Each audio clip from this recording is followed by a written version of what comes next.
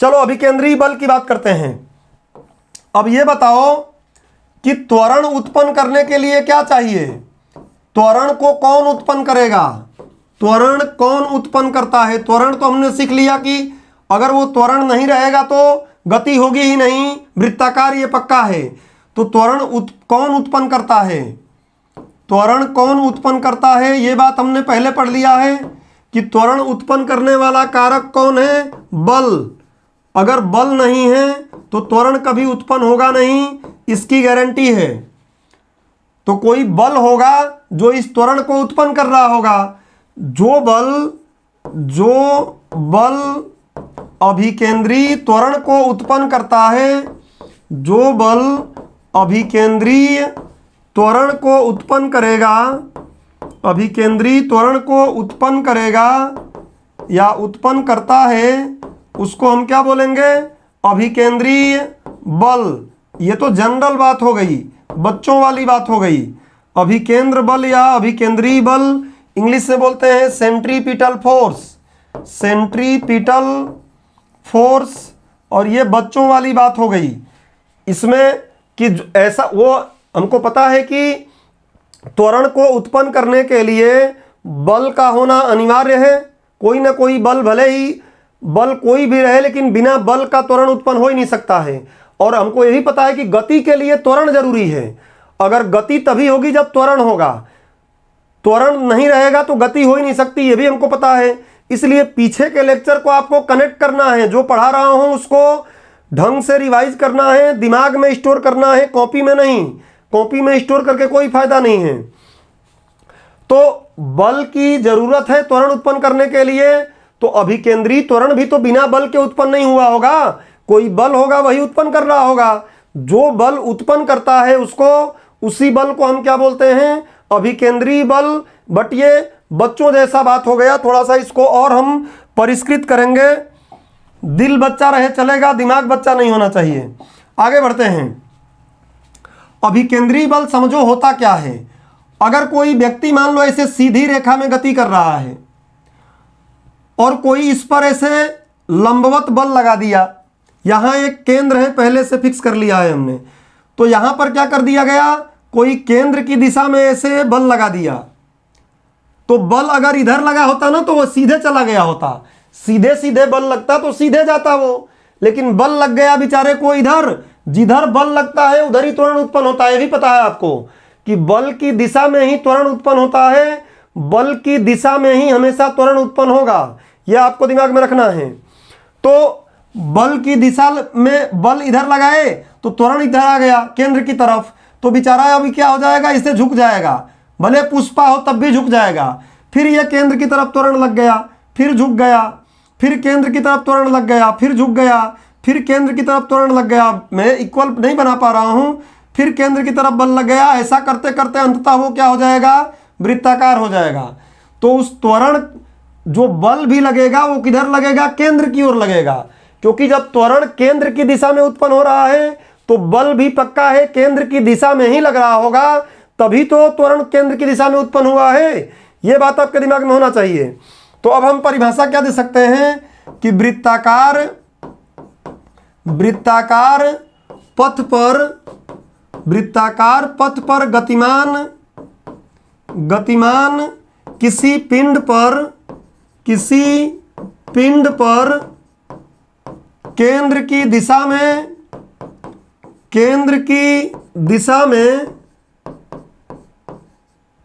केंद्र की दिशा में एक बल कार्य करता है,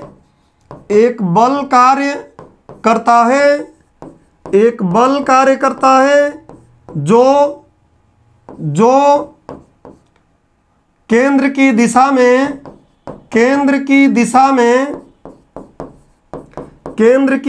में अभिकेंद्रीय त्वरण उत्पन्न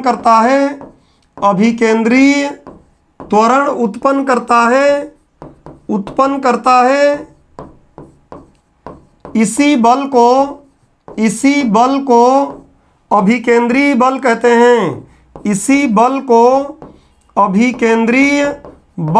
हैं। इसी बल को अभिकेंद्रीय बल कहते हैं।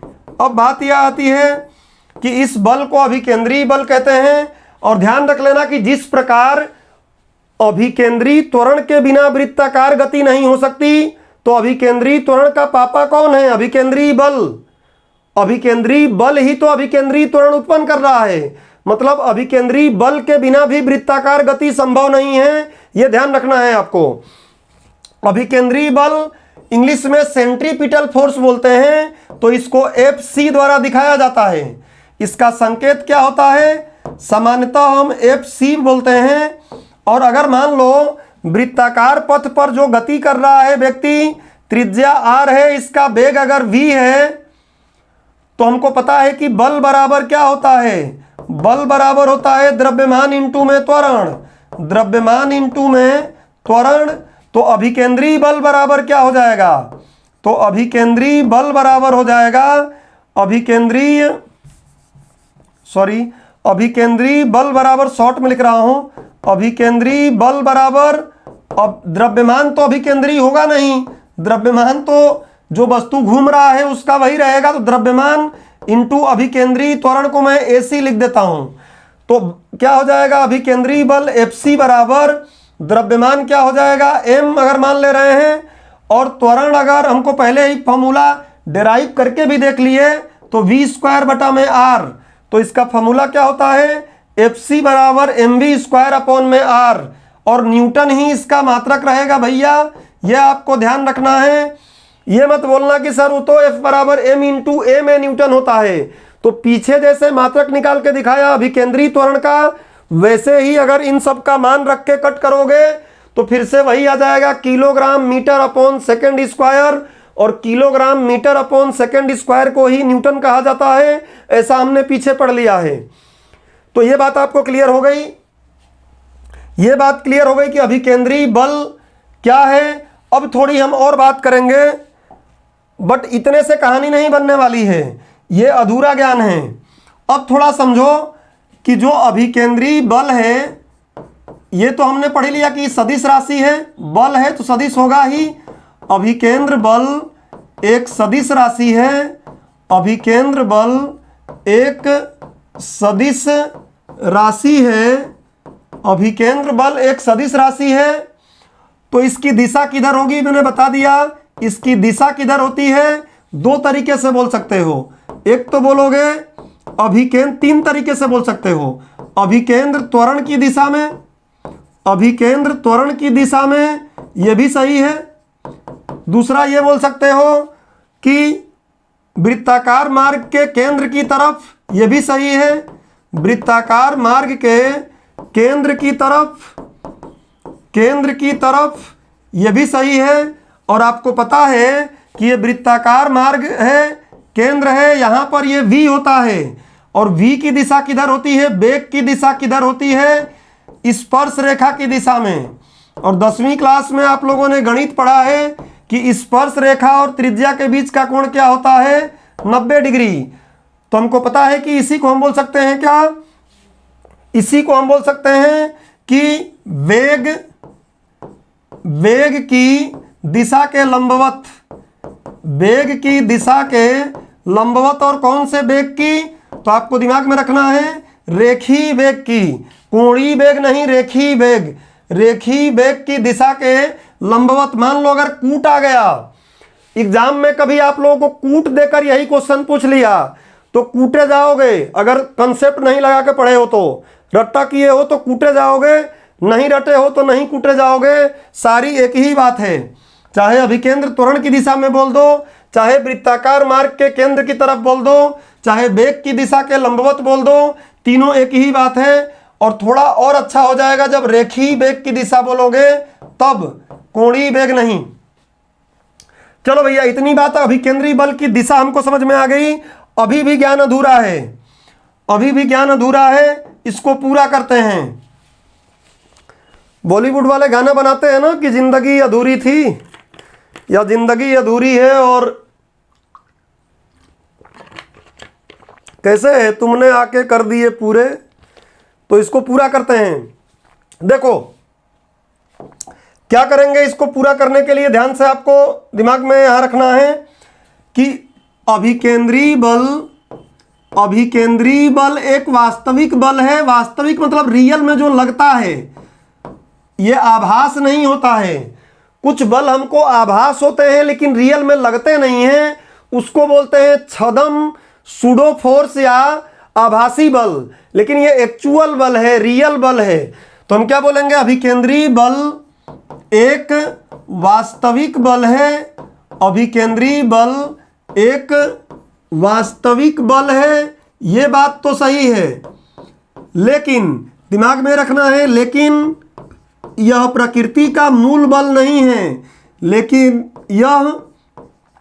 ये बल वाले चैप्टर में हम लोग करेंगे, जो 1-2 दिन बाद शुरू होने वाला है। लेकिन यह प्रकृति का मूल बल नहीं है, फंडामेंटल फोर्स नहीं है, प्रकृति का मूल बल नहीं है, मूल बल नहीं है।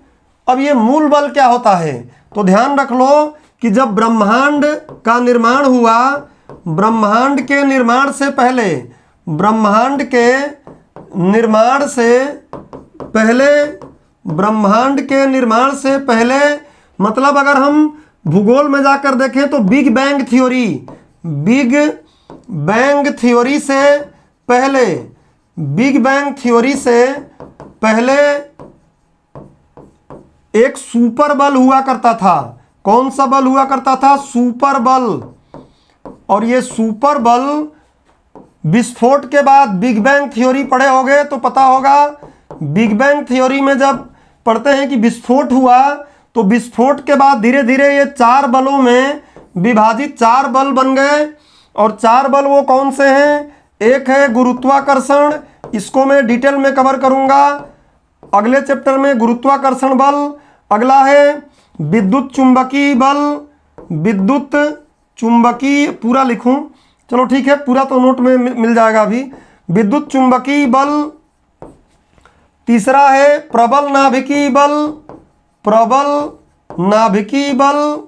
विज्ञान के मूल सिद्धांत, मौलिक सिद्धांत, उनमें भी आएगा ये प्रबल नाभिकीय बल। और तीसरा सबसे लास्ट होता है दुर्बल नाभिकीय बल, दुर्बल नाभिकीय बल। बस ये 4 ही मूल बल हैं। पहले सुपर बल के नाम से जाने जाते थे। अब जाने क्या आते थे? उस समय तो कोई था ही नहीं ना, इतना छोटा सा ब्रह्मांड था, फैल रहा है। तो ये कहानी लंबी है, हम भूगोल से ना जोड़कर देखें, केवल साइंस भी देखें तो अभिकेंद्री बल वास्तविक बल है, मतलब रियल में लगता है, आभास नहीं होता है। लेकिन प्रकृति का मूल बल नहीं है। प्रकृति में केवल 4 ही मूल बल हैं। प्रकृति में केवल ये 4 ही मूल बल हैं। और इनको हम पढ़ेंगे अगले अध्याय में डिटेल में। अगले अध्याय में जब बल पढ़ाऊंगा तो वहां पे इसका मैं डिटेलिंग कर दूंगा। एक बात और मैं बता दूं कि प्रकृति में आप जितना भी बल और सुनते हो, ससंजक बल, असंजक बल, घर्षण बल, तमाम प्रकार के जितने भी बल सुनते हो, वो सारे बल क्या हैं? एक अभिनेता है बस। अभिनेता क्या मतलब? वो बल है ही नहीं, सच कहें तो एक रोल है, अभिनेता नहीं, वो रोल है। जैसे अक्षय कुमार राजू का रोल कर देते हैं, तो राजू एक रोल था, उसको निभा कौन रहा था? अक्षय कुमार। किसी पिक्चर में उनका नाम कुछ और हो गया, किसी पिक्चर में उनका नाम कुछ और हो गया।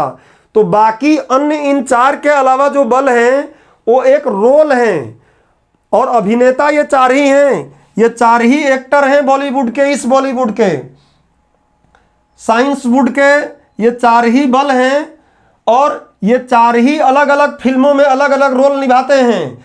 कभी इन्हीं में से कोई घर्षण बन जाता है, कभी इन्हीं में से कोई आसंजक बल बन जाता है, इन्हीं में से कोई ससंजक बल बन जाता है, इन्हीं में से कोई तमाम प्रकार के और जो बल पड़ते हैं वो सारे बल इसी में से बनते हैं। 4 में से रोल फिट हो गया। जैसे अभिकेंद्री बल, अभिकेंद्री बल क्या है? एक रोल है, एक ये रोल है मूवी का, मूवी का रोल है। डायरेक्टर लिख लिए अभिकेंद्री बल का रोल, और रोल में जाकर देखे कि भैया इसमें से कौन एक्टर काम का है।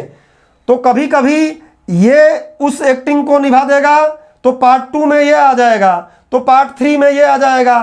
किसी अलग अलग पार्ट में जैसे जैसे जरूरत पड़ेगी यही आके अभिकेंद्री बल की भूमिका निभाएंगे।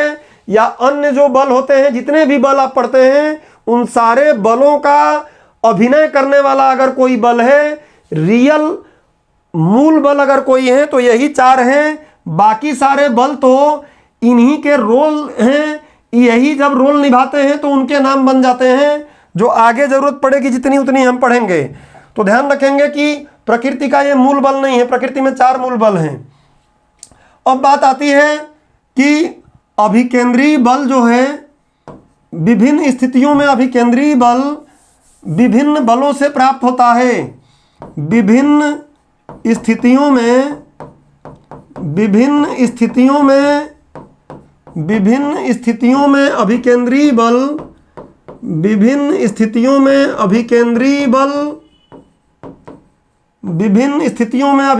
बल विभिन्न बलों से या भिन्न भिन्न बलों से प्राप्त होता है।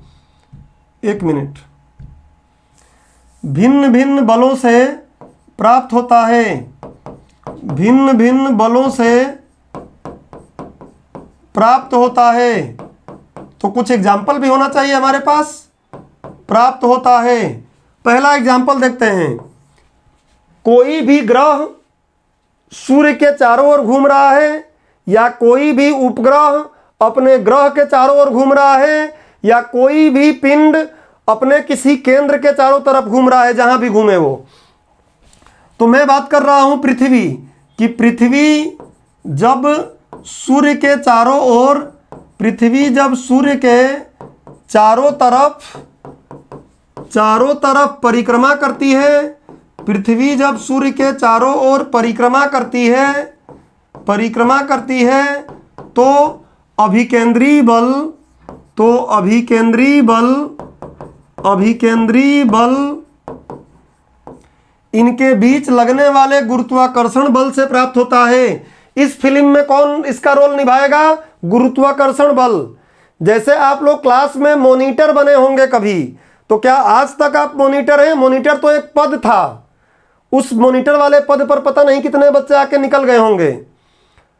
तो वैसे ही ये अभिनय है, यहां पे गुरुत्वाकर्षण इसका अभिनय निभाएगा। पृथ्वी जब सूर्य के चारों तरफ परिक्रमा करती है तो अभिकेंद्रीय बल इनके बीच लगने वाले गुरुत्वाकर्षण बल से प्राप्त होता है। गुरुत्वाकर्षण बल से प्राप्त होता है। थोड़ी बात समझ भी लेगी कैसे। यह है सूर्य, सन, मान लिया इसका द्रव्यमान है ms, महेंद्र सिंह धोनी नहीं ms। इनके बीच यहां पृथ्वी है, पृथ्वी की त्रिज्या e, पृथ्वी अर्थ me कर देता हूं इसका द्रव्यमान। इनके बीच का दूरी है r, और अब पृथ्वी क्या कर रही है? ऐसे घूम रही है v वेग से, रेखीय वेग v मान लेते हैं, v वेग से घूम रही है। तो अब गुरुत्वाकर्षण बल कितना लगेगा इनके बीच में? Fg, g मतलब गुरुत्वाकर्षण, ग्रेविटेशनल फोर्स। गुरुत्वाकर्षण बल इनके बीच में लगाओगे तो हो जाएगा कैपिटल G, सन का द्रव्यमान, गुरुत्वाकर्षण आगे हमको चैप्टर में पढ़ना भी है, वहां और क्लियर हो जाएगा किसी को अगर एकदम भी कुछ नहीं आइडिया हो तो। G ms/me बटा में r स्क्वायर, ये हो गया गुरुत्वाकर्षण बल। अब अभिकेंद्र बल कितना हो जाएगा? तो अभिकेंद्र बल Fc बराबर कितना हो जाएगा? me, पृथ्वी जो घूम रहा है उसका द्रव्यमान, और v स्क्वायर बटा में r, त्रिज्या, वृत्ताकार मार्ग की त्रिज्या तो यही रहेगी दूरी के बराबर। तो ये जो Fc रहेगा, ध्यान रख लेना कि इस स्थिति में ये दोनों आपस में बराबर होंगे। ये Fc अपने आप बनेगा थोड़ी नहीं। Fc बोलेगा कि भाई, Fc आके इससे बोलेगा कि तुम मेरा रोल निभा दोगे क्या? तो G बोलेगा कि चलो तुम इतना बोल रहे हो तो निभा देता हूं। तो ये निभा देगा इसका रोल, और बोलेगा कि जैसे ही रोल निभाएगा तो क्या बन जाएगा? Fc बराबर Fg बन जाएगा। मतलब वहां पर me v स्क्वायर बटा में r बराबर हो जाएगा कैपिटल G ms me बटा में r स्क्वायर के। अब यहां से आप गुणा भाग करके काट पीट के बहुत कुछ निकाल सकते हैं, हमें वो सब नहीं करना है। अंतरिक्ष प्रौद्योगिकी में जब जरूरत पड़ेगी तो वहां पे मैं आपको चर्चा करके दिखाऊंगा। यहीं से हम चाहें तो पृथ्वी का वेग निकाल सकते हैं, यहीं से कई चीजें और निकाल सकते हैं, क्योंकि पृथ्वी और सूर्य का द्रव्यमान हमको पता है। पृथ्वी ही नहीं, जब कोई उपग्रह भेजेंगे ना, कृत्रिम उपग्रह हम ऊपर, तो कृत्रिम उपग्रह क्या करता है, वो भी पृथ्वी और उसके बीच में जो गुरुत्वाकर्षण बल लग रहा है ना, उसी गुरुत्वाकर्षण बल से उसको अभिकेंद्रीय बल मिलता है अपनी कक्षा में घूमने के लिए। तो उसका वेग कितना रहेगा यहां से निकाल पाएंगे हम। और अंतरिक्ष प्रौद्योगिकी प्रीलिम्स में आप पढ़े होंगे तो आपको आता भी होगा। खैर कोई बात नहीं, ये बात समझ में आ गई। अगली बात करते हैं। जब कोई इलेक्ट्रॉन अपने नाभिक के चारों ओर घूमता है, जब कोई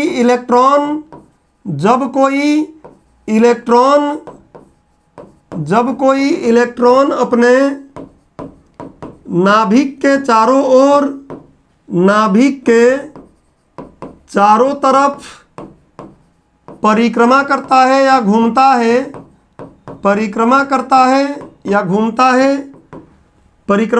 है, तो नाभिक व इलेक्ट्रॉन के बीच लगने वाला विद्युत बल, वही विद्युत चुंबकीय बल में से विद्युत बल, तो नाभिक व इलेक्ट्रॉन के बीच लगने वाला वैद्युत बल या विद्युत बल एक ही बात होता है।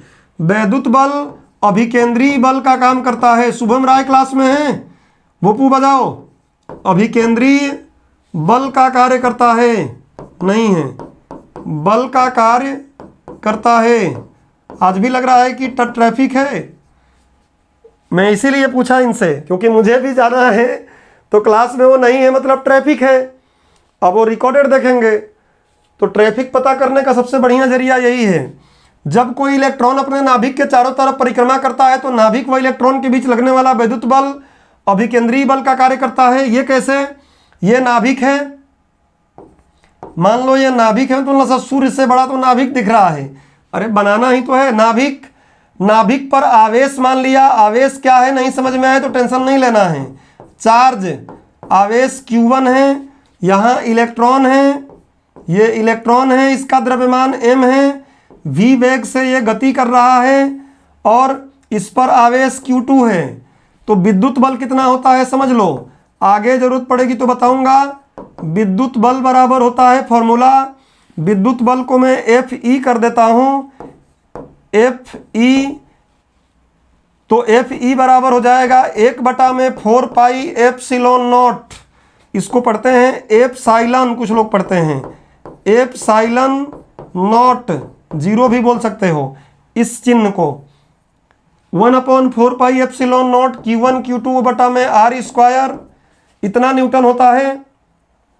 और अभिकेंद्रीय बल निकालोगे तो अभिकेंद्रीय बल तो फिर से वही रहेगा। अभिकेंद्रीय बल क्या रहेगा? इलेक्ट्रॉन का अभिकेंद्रीय बल चाहिए तभी वो घूमेगा, वो मांगेगा अभिकेंद्रीय बल की दे दो, मुझे दे दो अभिकेंद्रीय बल। तो विद्युत बल बोलेगा चल मैं दे देता हूं।